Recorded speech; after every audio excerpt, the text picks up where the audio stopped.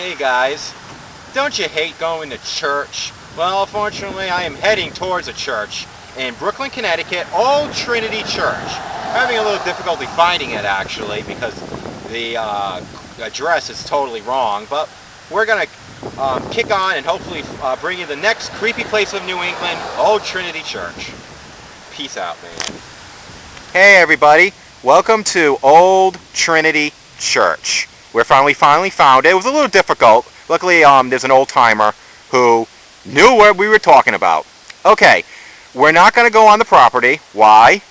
Well, besides there being a gate, if you also look over there on the tree, there's no trespassing. The people in the area are a little bit sensitive about this church. Why?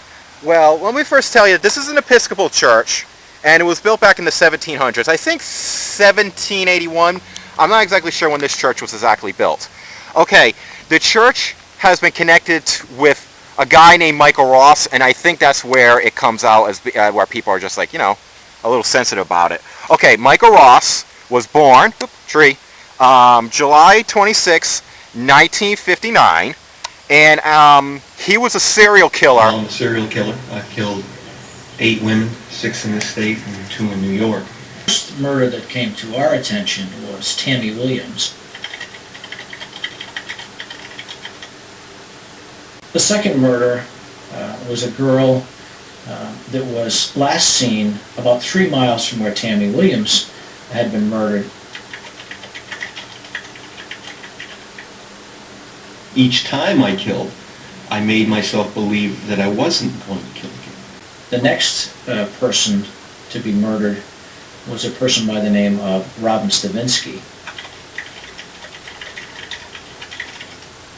He raped her, and like all the rest that we later learned, he told them to roll over on their stomach and that he would tie them up and let them go, and he strangled them from behind. The fourth and fifth murders were 2 girls who were hitchhiking.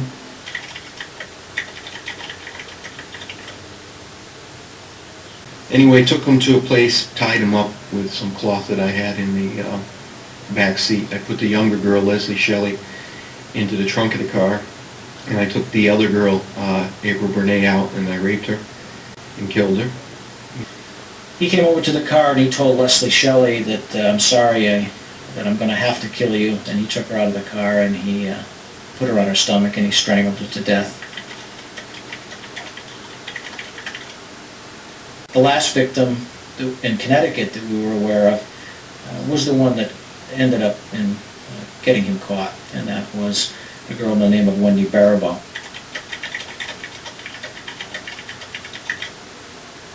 She was walking along the side of the road,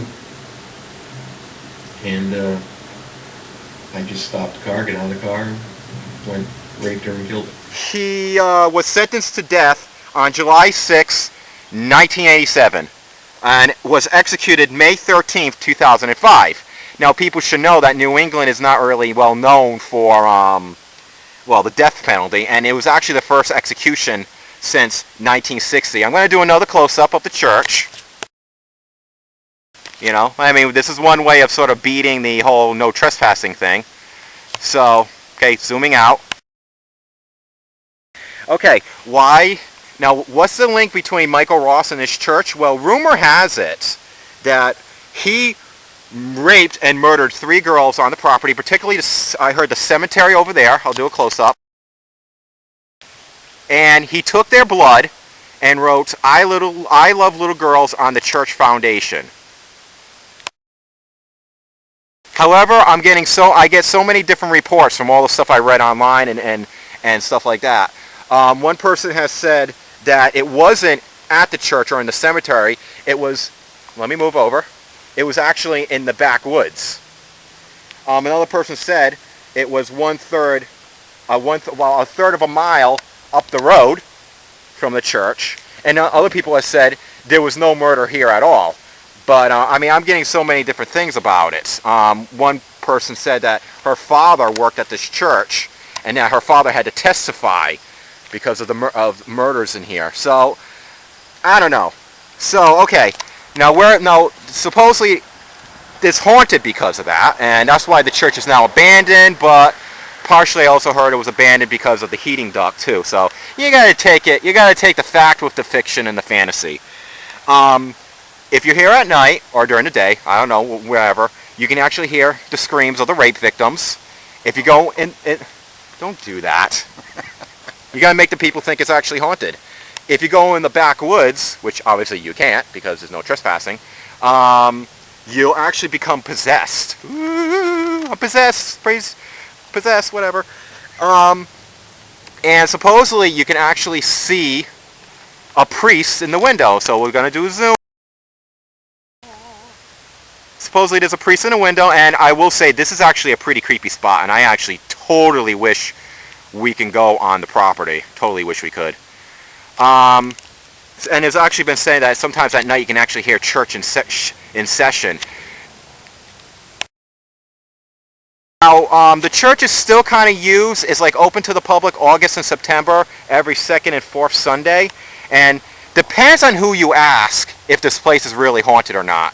Some people, the religious nuts, will say no because they're nuts. But other people have said that, yeah, but not haunted by Michael Ross. So like I said, you gotta take the fact with the fiction. But it is a pretty cool spot, and it's kind of a shame we can't go in because I'd just like to explore this old building anyway. Now for some interesting facts with Steve Morrow. Hey, I just wanted to point out, these pillars line the whole front of the church, and they're actually the pillars that they used when they had horse and buggies, and they would come up and they tied their horses right to here. Well, what about their Hummers? Oh, they didn't have them back then. Oh my God! And next thing you're gonna tell me they didn't have PDAs back then either. You got that right. What about iPods? No, not even a microwave. Oh my gosh! How did they live back then? Just giving you more of an overview that the cemetery around the church is actually kind of big. Here's the wall for it. Again, we're not trespassing, and I guess this area is going to be used for additional tombstones because look over there. There's some relatively new ones. Close up. Well, it's as close as I can get. And it goes all the way around. And there's the old part of it. And there's the church. Well, this is the other side of the church. And I wanted to point out this tree right here. What is it, Steve? The tree with the red flowers, that's a rhododendron. Well, how am I supposed to know that? Because it's a popular plant. Yeah, okay, I just got flowers growing all over my place. You know something, Steve? It actually is a shame we can't go on this property. It's actually, if you think about it, it's actually kind of a creepy spot, don't you agree? It's, I don't know, creepy, but you know what? It definitely has some personality to it. Yeah, I mean, and like I said, it's actually, if you look at it, it's actually kind of well kept, and that's pretty cool. But like I said, I think you are right. It does have a form of personality, but I still think it's creepy. Maybe we can come back here in August. Okay. You lost your self-esteem alone.